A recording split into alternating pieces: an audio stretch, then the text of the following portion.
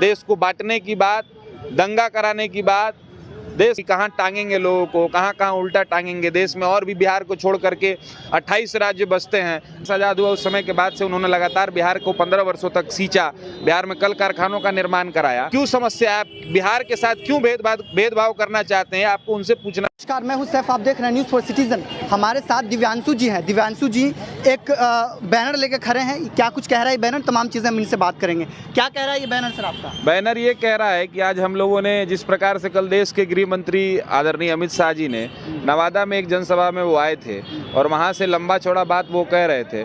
हम लोग श्री कृष्ण चेतना मंच के तहत हम लोगों ने इस बात का विरोध दर्ज कराया है कि जिस प्रकार से आप बिहार के पहले मुख्यमंत्री, बिहार केसरी कहे जाने वाले, आधुनिक बिहार के निर्माता कहे जाने वाले, जब देश आज़ाद हुआ उस समय के बाद से उन्होंने लगातार बिहार को 15 वर्षों तक सींचा, बिहार में कल कारखानों का निर्माण कराया, वैसे मुख्यमंत्री की जन्मस्थली पर जा करके आपने उनका एक बार नाम तक नहीं लिया, उनको एक बार स्मरण तक नहीं किया।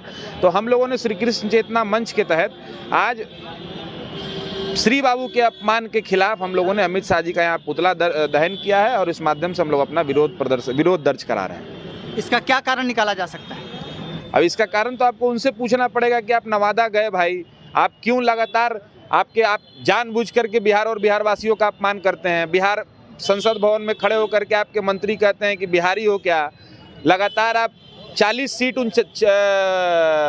में से 39 सीट आपको लोकसभा के जिता करके यहाँ के लोग भेजते हैं।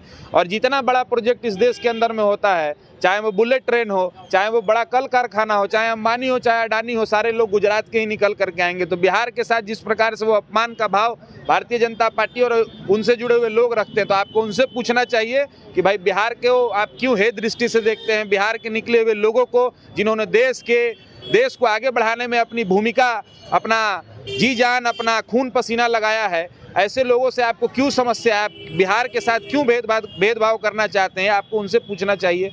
देश को हिंदू राष्ट्र बनाने की बात तो कर रहे हैं, अब क्या दिक्कत है?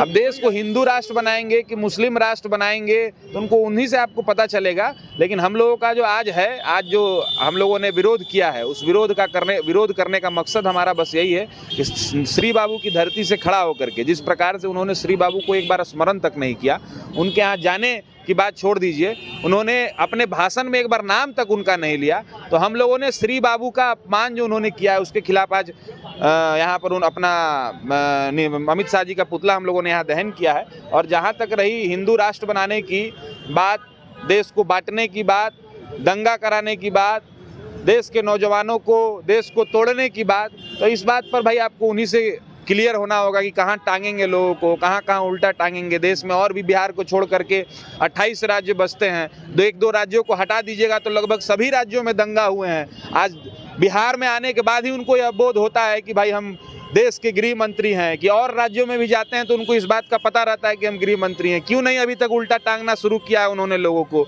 चौराहों पर अभी तक पोल का निर्माण नहीं हुआ, इन सब चीज़ों में देरी क्यों हो रही है, तो आपको उनसे पूछना चाहिए। बिहार में सबसे ज़्यादा बेरोजगारी है, इन तमाम चीज़ों पर आप लोग पुतला दहन नहीं करते हैं ये बैनर पोस्टर लेकर के? नहीं, हम लोग पुतला दहन करते हैं भाई। 18 करोड़ नौकरी हम लोग खोज रहे हैं, चौक चौराहे पर लोगों से पूछ रहे हैं आपको नौकरी मिला, आपको मिला कि नहीं मिला, कौन से डिपार्टमेंट में मिला, हमको भी अप्लाई करना है। 9 साल हो गया, 2-2 करोड़ के हिसाब से 18 करोड़ का हिसाब होता है। देखिए भाई साहब वहाँ बादाम पर घंटी मारते हुए जा रहे हैं, वो भी मोदी जी के आइडिया पर ही बादाम बेच रहे हैं। तो कहाँ ये सब तो हम लोग पूछते रहते हैं, पुतला दहन भी करते हैं, लेकिन आज का हमारा जो है टॉपिक सो है श्री बाबू। रोजगार तो आप लोगों को मिला ना पकौड़ा वगैरह तलने का? हाँ, अब वो तो है, पकौड़ा तलने का रोजगार, अच्छा दुकान चल रहा है। मोदी जी के लिए इसको हम लोग धन्यवाद देते हैं। क्या लगता है बिहार इसी तरह से चलेगा? अब बिहार किस तरह से चलेगा, हमारा तो आग्रह है उनसे, तो आपसे हम लोग आपसे भी आग्रह करेंगे भाई उनसे पूछिए किस हिसाब से बिहार चलाना चाहते हैं, बिहार के साथ क्यों भेदभाव कर रहे हैं। इतने बड़े पैमाने पर उनको यहाँ से जन समर्थन मिल रहा है, बिहार आते भी हैं, तो बिहार के अंदर में कोई बड़ी योजना का निर्माण आज तक नहीं हुआ इतने दिन में। हम लोग चंपारण के रहने वाले हैं, आप इस बात को नोट करिए पूरी गंभीरता से और चलाइएगा अपने चैनल पर। एक मुद्दा भी बना सकते हैं आपको कि इस देश के प्रधानमंत्री चंपारण में आते हैं, मंच पर से कहते हैं कि अगली बार इस देश में जब मैं आऊँगा इस चंपारण में तो इस यहाँ के चीनी मिल से निकले हुए चीनी का चाय पी करके जाऊँगा। और उसके बाद बेशरम की तरह 3 बार आके चल जाते हैं चीनी मिल का, आज तक रंगाई पुताई भी चालू नहीं हुआ। जहाँ के किसान तो आज तक एक भी बड़ा कल कारखाना बिहार को नहीं मिला, ना कोई पैकेज मिला, ना कोई फंड मिला, ना कोई रुपया मिला। बिहार वासियों का लगातार अपमान करने, जिस श्री बाबू ने बिहार में जो उनका लगाया हुआ कल कारखाना है वही आज तक रीओपन किया जा रहा है। मोदी जी ने जो फर्टिलाइजर फैक्ट्री का उद्घाटन दोबारा से किया बेगूसराय में, वो श्री बाबू का लगाया हुआ फैक्ट्री है। जितना कल कारखाना आप रांची से देख रहे हैं, झारखंड में देख रहे हैं, चाहे वो टाटा हो, चाहे वो पूरा जमशेदपुर हो, जितना कल कारखानों का निर्माण हुआ सब श्री बाबू ने किया। और उस व्यक्ति की धरती पर आप जाते हैं, उनका नाम भी नहीं लेते हैं, उनको स्मरण तक नहीं करते हैं। चंपारण की धरती आंदोलन की धरती रही है, क्या लगता है जब वहाँ ऐसी बात कहेगी तो आप लोग आवाज़ नहीं बुलंद कर रहे हैं? आवाज़ तो लोग बुलंद कर ही रहे हैं। अब जैसे मान लीजिए कि तो लोकतंत्र है ना, या तो जबरदस्ती सत्ता में आदमी बैठेगा नहीं। अब मोदी जी को यह है कि जहाँ भारतीय जनता पार्टी की सरकार नहीं रहती है वहाँ बना ली जाती है। अब ठीक है, तो मान लीजिए कि भारतीय जनता पार्टी को लोगों ने वोट दिया, तब तो वो प्रधानमंत्री बने हुए हैं। तो लोगों तक मान लीजिए लोकतंत्र है, कोई काम कर रहा है, कांग्रेस भी काम कर रही थी, लोगों ने विरोध किया तो उसको हटा के भारतीय जनता पार्टी को लाया। 32% जब वो अपने पूरे चरम पर थे तब उनको इस देश में 32% लोगों ने वोट दिया था।